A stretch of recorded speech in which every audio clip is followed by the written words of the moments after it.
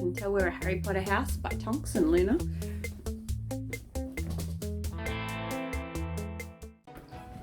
I have to apologise if you can hear any scuffling and snorting and snuffling noises.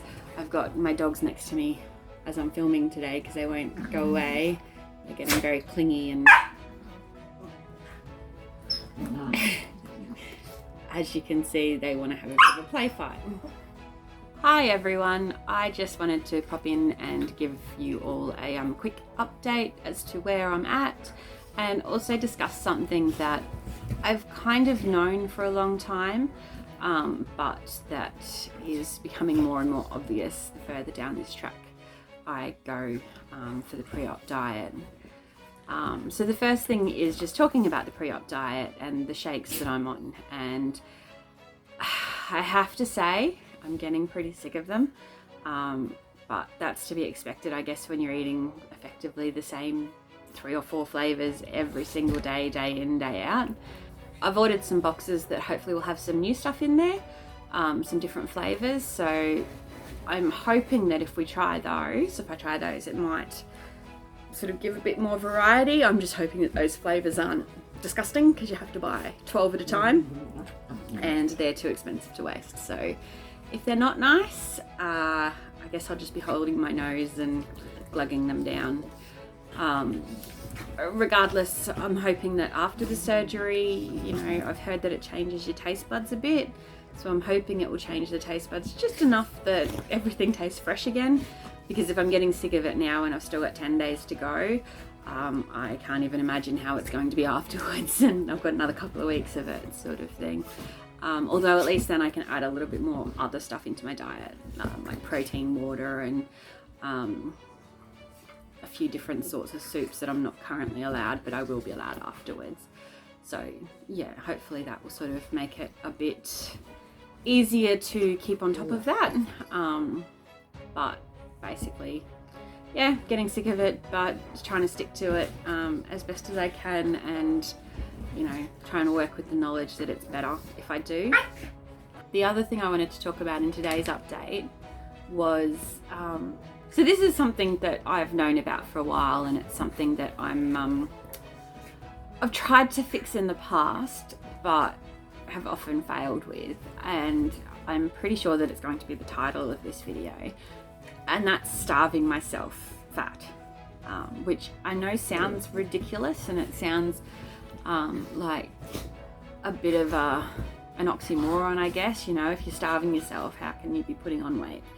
But I honestly believe that a lot of my problem with weight comes from not eating enough, and then when I do eat, not eating quality enough. So what I mean by that is there have been a great deal of days where I've woken up, had an iced coffee for breakfast, had nothing for lunch, and then had nothing for snacks during the day, and then come home and had dinner. And that would be all I'd eat in a day. So during those days, I wasn't getting enough food. I was probably not making calorie counts at all, like the 1,000 that you're supposed to have as an absolute bottom line minimum, ideally 1,200 that people should have, when they're trying to lose weight.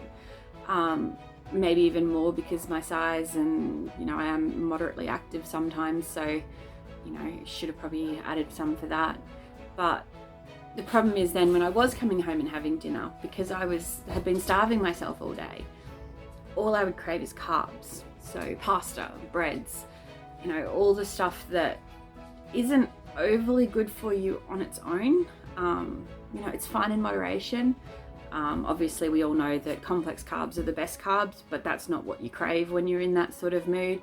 You crave the absolute, easiest to digest, easiest to take in carbs. So your white breads, your white rice, your white pasta. And because I wasn't getting enough veggies and fruit and roughage and everything like that, you'd fill up on this other stuff that just wasn't, it's not that it's not good for you, and I don't want to get into the habit of good foods and bad foods, because that obviously creates issues in and of itself. But these were foods that weren't good in and of themselves on their own, and especially not in large quantities. So it became a habit for me that, you know, no breakfast, just coffee, no lunch, no food. I was starving myself. My body was going into almost a hibernation state where it didn't know when the next meal was going to come, so it just put nothing on. And I've known this in the past. One of the weight loss things I've tried in the past is Light and Easy, and the first thing I noticed when I got my first delivery for it was how much food there was. My goodness, there was just so much food. I didn't know how I was going to eat it all in a day. And I often didn't. There were days when I hadn't eaten the snacks because I just wasn't hungry. And, you know, 3 days in, 4 days in, I've got all these snacks left and they just sit around in the fridge, and then you realise, so you're paying all this money for nutritionally balanced food and you're not getting your money's worth because you're not eating it. It's something that doing these shakes and this pre-op diet has kind of brought home for me, because again, I'm getting to the stage where lunchtime I don't feel hungry, and old me would sort of go, well, don't eat it then, don't worry about having the shake. But as it is, my fitness pal, where I'm logging all my foods, yells at me every day for not getting enough calories on the shake diet. So if I don't have one of those shakes a day and I only have 2 for that day, that's significantly less calories, nutrients, protein, and all the things that your body does need to survive that I'm getting. As it is, it's a very low calorie diet. You can't cut calories out any more than that and expect your body to function properly.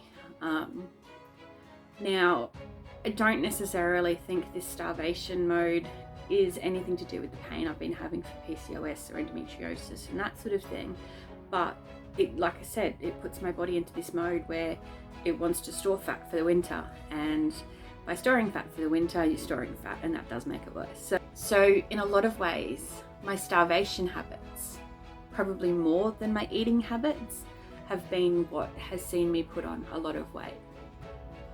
I just wanted to talk about that a little bit in case anyone else out there sort of wonders why they can't lose weight when they barely eat anything. You know, maybe take a step back, reassess, look at what you are eating and try and figure out how to incorporate more food, but better food. So better veggies, better fruits, you know, things that make you feel fuller for longer, and get to the point where even if you're not hungry, you're trying to eat something that you know will be good for you. Not all the time, and keep a track of your calories and make sure you're not going overboard and eating too much with the excuse that I don't want to go into starvation mode, but definitely keep an eye on it and make sure that if you're not hungry, that there's a reason that you're not hungry, because it's just too easy to starve yourself. Hey. So this video has been very difficult to film with the dogs floating around, which is why I wanted to do all my filming downstairs in my little soundproof room, but they were not having any of that when I came home. Yeah, they kind of knew I was there and were making too much noise for me to do anything anyway, but I didn't want to not do a video because, you know, there's not that long now before I have my surgery, and I wanted to sort of share enough updates before that happens. So I'm not sure how much of this is actually going to be usable or not, but it is what it is, and my puppies are cute, so they're lucky. If they weren't, there'd be issues, because yeah, they can be a bit annoying. You're right there. I think that covers off most of what I wanted to talk about today. Just, yeah, the diet and how it's going. I'm down just under 12 kilos from my heaviest weight, and I think it's still just around the 6.5 or something from my weight at the dietitian's when I went a couple of weeks ago. As is always the case with me and diets, heavy loss in the first few days, petered out to nothing.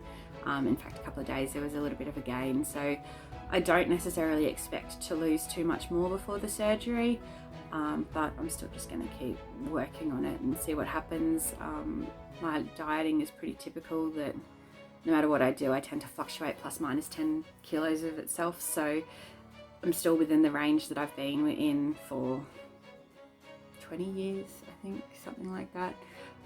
Although I've had good losses and the pre-admissions nurse was happy with the weight that I'm at and where I came from, it's not exactly steady and consistent. It's definitely plateauing at the moment. Whether it drops again once it has some sort of breakthrough, I don't know. But if it doesn't, it doesn't. You know, that's what the surgery's for. It's to sort of change all of the hormones and everything in the back end, and hopefully, not the back end, that sounds a bit wrong, doesn't it? But all the hormones inside, and make it that everything processes a bit more smoothly because there's less to process, as well as all the other medical things about why it changes the hormones and taste buds and all that sort of stuff that I know happens, but I couldn't really tell you why it happens. But yeah, I'm hoping I'll get another video up before the surgery. Hopefully next Monday I'll be able to record another one. If not, then yeah, 10 days and I'll be in. If I can't, I'll definitely try and record something in the hospital as much as I can. I don't know how much that will be, obviously nothing from inside the surgical room or anything crazy like that, but maybe pre and post-op I'll try and do a little bit of a vlog if I'm in a quiet enough corner with few enough people around. If there's too many people there to stare at me as I talk to myself like a crazy person, I may not do it quite as much. But regardless, I'll do what I can, and yeah, get in there. It's close, and then we'll see what happens from there. If there's anything that you want me to talk about, any questions that you've got, feel free to leave them in the comments or hit me up on Facebook and ask a question. You know, I'm a really open book, probably too open sometimes. I've recorded a video that I don't know if I'll ever share because of how in-depth and personal it ended up getting without meaning to. I tend to ramble, in case you haven't noticed, and yeah, there was a bit of rambling involved in that one, so it may or may not come out because it may or may not offend some people when it does come out, and I don't know whether I'm ready to offend those people yet. Probably no one that most of you know, so don't stress too much about it. But yeah, I can be a bit too informative sometimes. So if you want to know something, ask me and I'll answer it with blunt honesty most of the time. You know, there'll be times that I won't, and I reserve the right to pick and choose that based on my own decisions. But yeah, I've been recording for about half an hour now, and I'm hoping I can get about 10 minutes of usable footage out of that. So let's see how we do. Till next time, whether that's before the surgery or after. Bye! I'm just adding a little bit more to the video because I completely forgot to say that I've rediscovered my love for Beat Saber and found the Imagine Dragons pack, and I am loving it and I am here for it. So if you want to do something that's fairly low impact, a lot of fun, but still get you sweating, definitely look at the PSVR and Beat Saber. It's not necessarily cheap, but it is the cheapest of the VRs, and I would not be without it because it's fantastic. That's all I needed to add. Bye.